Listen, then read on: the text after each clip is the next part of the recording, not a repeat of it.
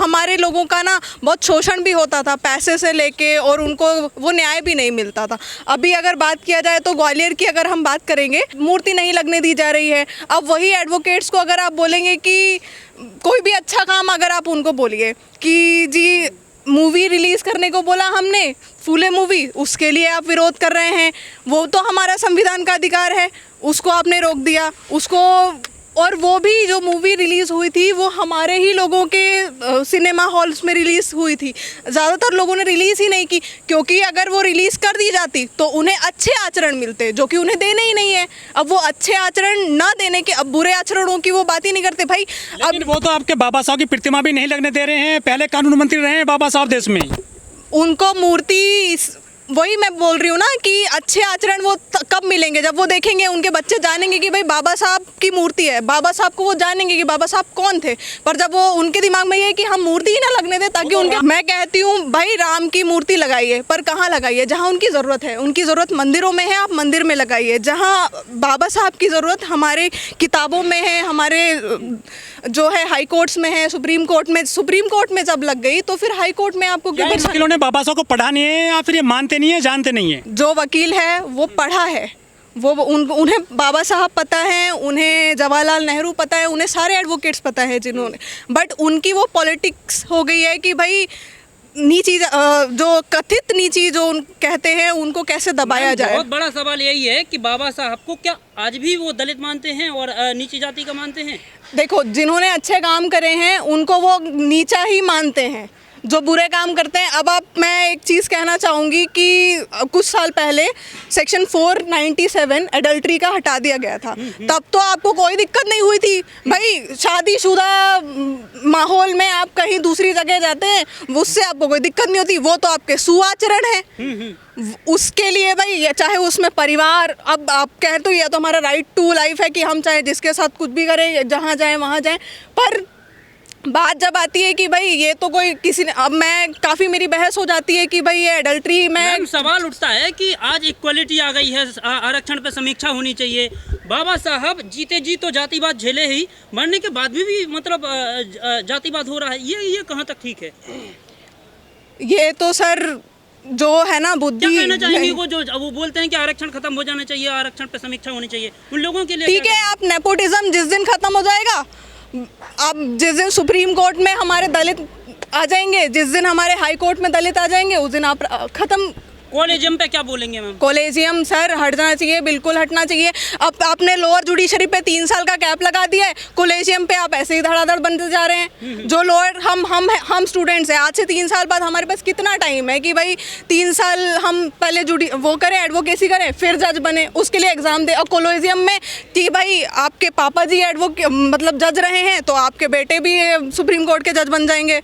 जो Gwalior high court परिसर, उनको कोई एग्जाम ही नहीं देना है, उनको कोई एग्जाम ही नहीं देना, ना 3 इयर्स ऑफ एक्सपीरियंस, ना कुछ नहीं। सवाल, ग्वालियर हाई कोर्ट में जो मूर्ति का मामला आया है, तो जब सर जिनकी आदत हो जाती है हर चीज़ में उंगली करने की ना, वो कोई अच्छी चीज़ हो तो उंगली करेंगे।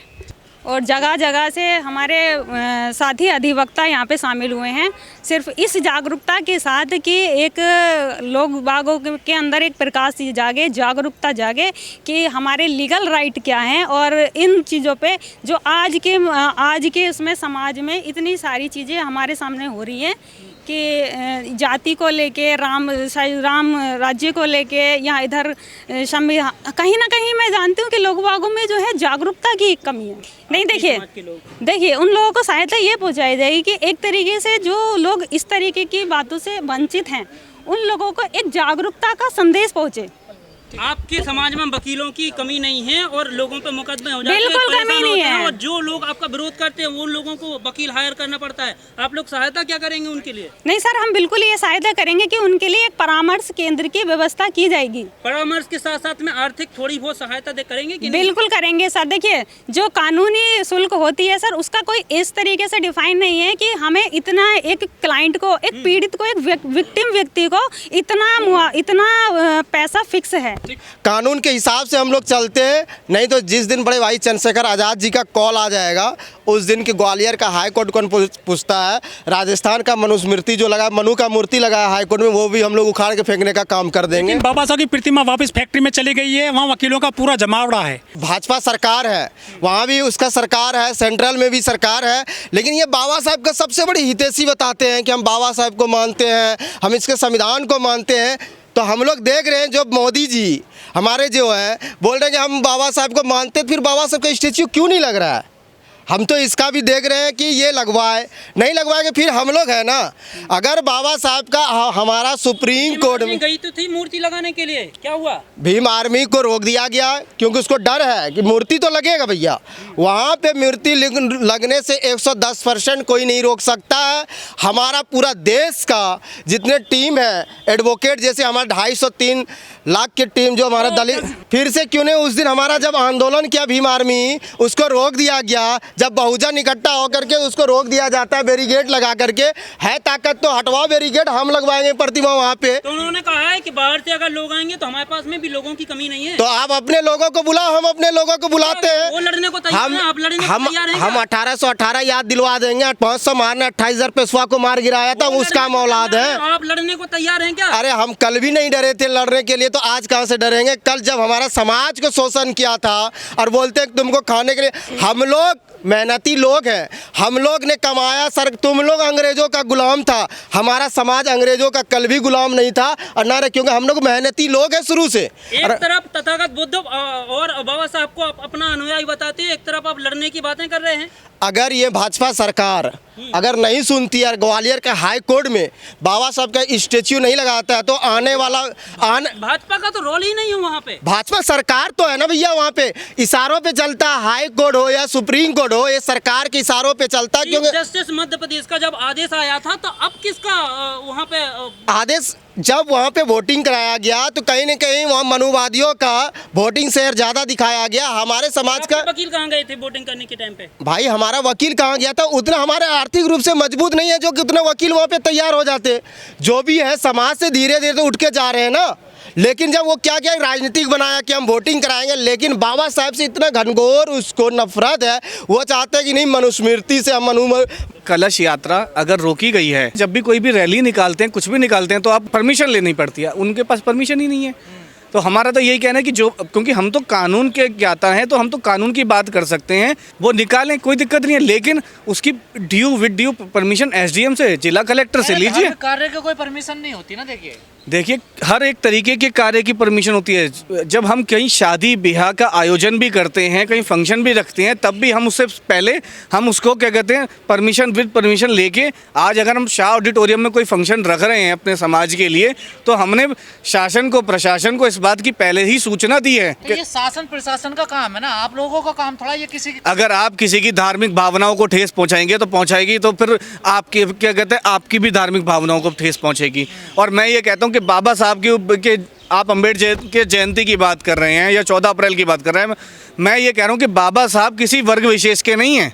जब उन्होंने संविधान लिखा तो वो किसी एक वर्ग विशेष की क्या कहते हैं सहूलियत के लिए नहीं लिखा, वो सर्व समाज के लिए लिखा। अनिल मिश्रा कहना संविधान निर्माता कहना उनको गलत होगा। देखिए ग्वालियर के जो वकील देखिए अनिल मिश्रा जी को संविधान दोबारा से पढ़ लेना चाहिए। ड्राफ्टिंग कमेटी के चेयरमैन थे, जिन BN राव की वो बात कर रहे हैं, उनका भी बाकायदा योगदान था, बट वो क्या कहते हैं काम कर रहे थे बाबा साहब के साथ, और वो सिर्फ एक टाइपिस्ट थे।